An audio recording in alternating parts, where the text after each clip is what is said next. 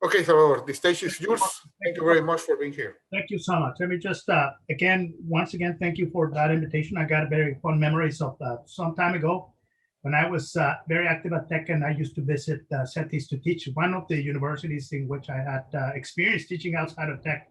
Most of my career was Tec de Monterrey. As many as 31 years I was a professor. Many of those years I actually had the luck of working with Jorge, and that's how he and I became not only colleagues and peers, but also friends, as he says very well. And it's a pleasure for me to be here and have an opportunity to interact. And when I was catching up with him, he said, "Hey, I got this class. Why don't we just use this opportunity for you to do it?" And I do thank you and appreciate this thing very much.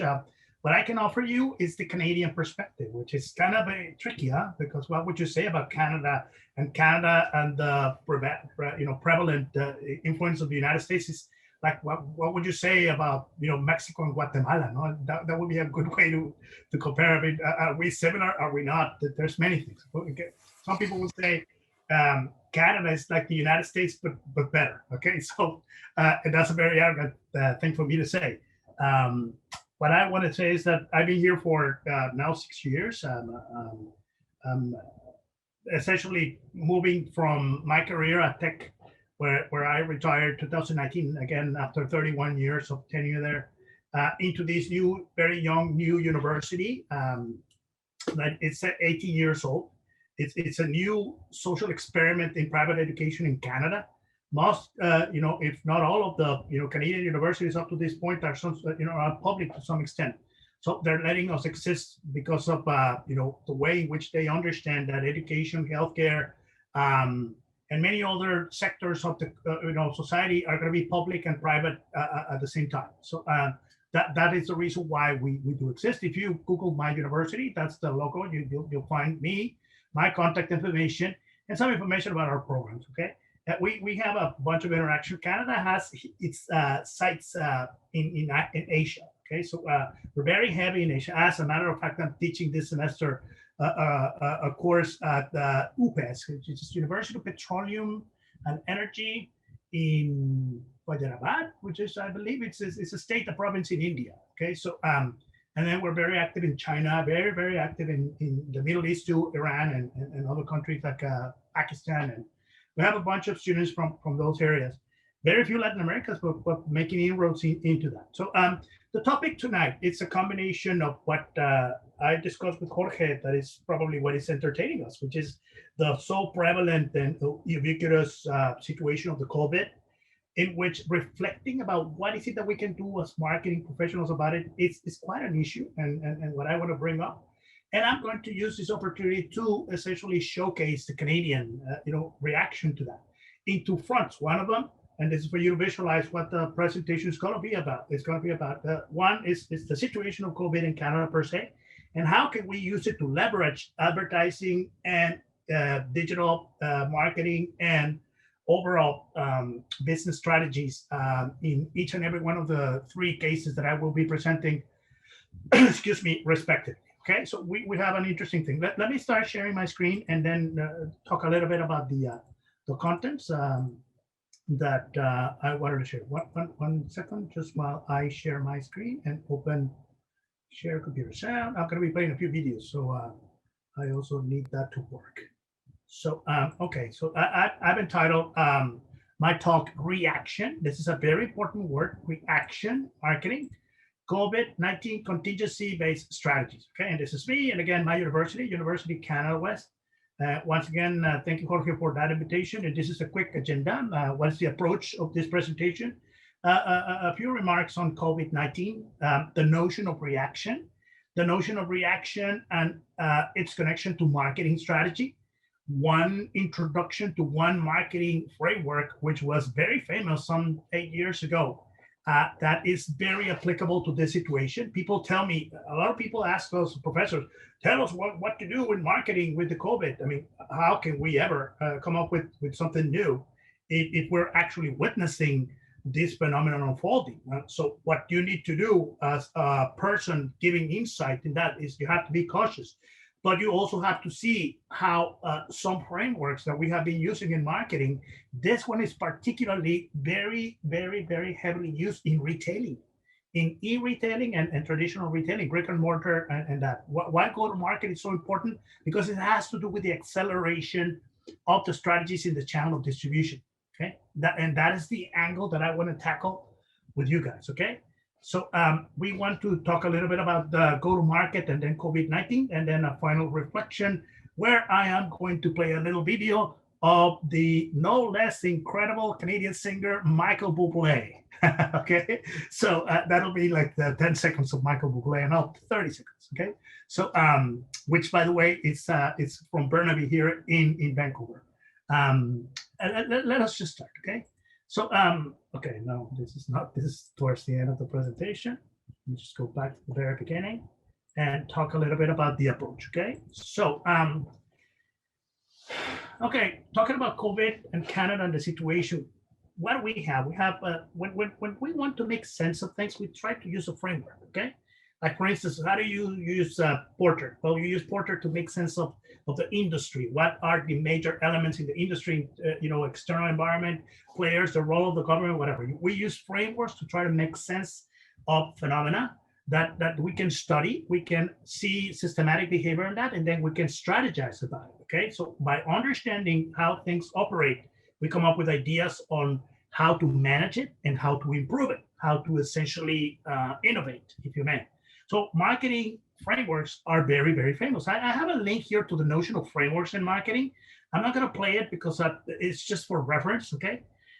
So what happens with the COVID? We have a theory. No, there's no such thing as a marketing theory of COVID. There might be, because there's doctoral dissertations being written on the subject as we speak.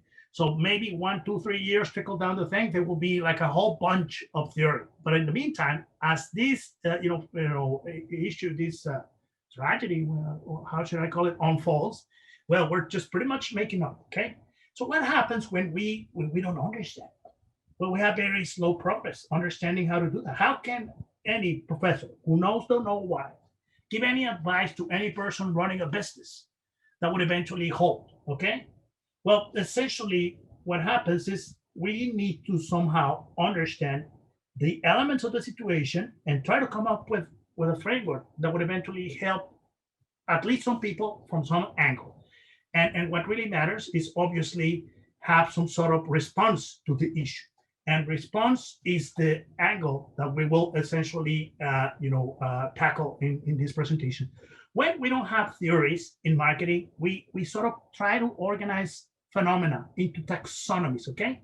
So say, for instance, we sort of classify stuff into phenomena. So there's what external environmental efforts have an impact in any given organization. Well, you know that stuff so well. Like political, the pest, okay? Like political, economic, social, technological, legal, pestal instead of pest and environmental. Well, how about healthcare? Healthcare. Well, when did we ever thought that healthcare was going to be like a major issue, determining the fate of our businesses? Never. We gave it for granted. Okay. It was like maybe something that had to do with social development, maybe something that had to do with the environment, but we never saw it the way it is. So it's right in our face, letting us know about that. So what we need, again, is build business practice around this thing. And that is a third point in this approach, okay? So based on what? Empirical observation and case studies. And guess what I'm going to do tonight with you? I am going to give you empirical observation and case studies, which, by the way, are pretty fun or something, because what I'm doing is I'm just taking advertising campaigns from Canada and what you see in social media, what you see probably on mass media like TV, whatever, mostly YouTube and social media as case studies. Okay, so we're gonna approach this situation from the Canadian perspective in 3 instances. Okay, so let us start with the COVID-19. Okay, so what is COVID-19? From this perspective, it's nothing but a business case. It's observable and measurable. Like observable and measurable, like what? Well, the World Economic Forum, and Jorge, you're going to help me distributing this presentation to your students for those who are interested. If you double click in any one of the images in these presentations, as well as the hyperlinks, you will have a link. I'm going to open this one here and show you a very interesting page from the World Economic Forum. Most of you are probably familiar with that.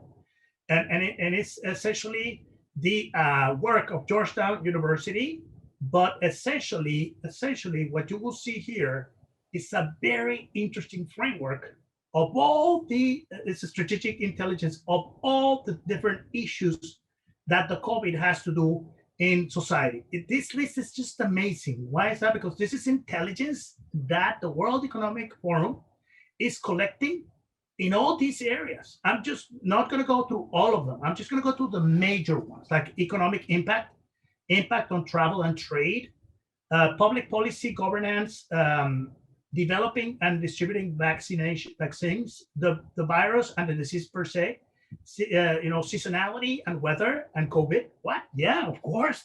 Are we going to get sicker in summer or not? I mean, that is a very important question. Are we going to have a respite from this stuff in summer 2021 or not? By the way, catching up with the vaccination strategy, is it working? Public health response and healthcare impacts. I mean, how are countries handling this thing? Media role during COVID-19, that's extremely important. Anyway, if you need information about this phenomenon and how it works, essentially it's observable and measurable to some extent. So I'm gonna let you be with this economic forum reference that you can find it just by double clicking this little web image here, okay? So the COVID-19 as a brand is fascinating. As a brand, isn't that catchy? COVID-19, COVID. You got COVID. Oh, no, God forbid. So COVID is phonetically pleasing, which is a very basic, requisite of a successful brand. It has to be phonetically pleasing in many languages, by the way. COVID in Spanish, COVID, or COVID in English, whatever. It's very appealing. It's as appealing as Tesla or Trump, and for maybe the same reasons. It's a double fascination. Tesla has a positive brand. Trump, for many of us, if not, I shouldn't generalize, but for many of us, has the image of controversy. Trump earns media out of creating controversy and division and derision and insult. Tesla has all these beautiful fanciness of the perfect marketing product, okay? So COVID as the brand has both appealing, maybe more towards the Trump type of side, but it's also very appealing in many ways, okay? So because it's prevalent in everyone. So how do people consume and live around as consumer beings, around COVID?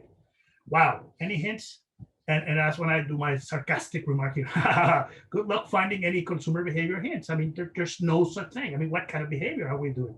Why did we start buying toilet paper like crazy? I mean, why? I mean, how come we did not, napkins or any other product? I don't know, even medical supplies. Well, how come we didn't run out of aspirin? No, it had to be toilet. Okay, and okay, so. Okay, why? Well, a lot of explanations after the fact are given. If the explanations come after the fact, they don't help us. I mean, the interesting thing would have been trying to see why people weren't going to be engaging in that kind of crazy behavior. And then there's all this stuff about new normality, the new normal. What is that thing about new normal? It's adaptation. There's always a new normal. We always adapt to the challenges posed by the environment. It's a constant, okay? So anyway, the thing is, the new normal is also, there are going to be, are there any new normal marketing modes? And that's, a question here that I pose, because I don't think that there's such a thing as the new normal marketing. Marketing is always about change. I mean, if anything, it's not static. So it's always new normal. But anyway, let us just live with what is popular language and perceptions, and this question mark is essentially what talks about the situation with this new normal.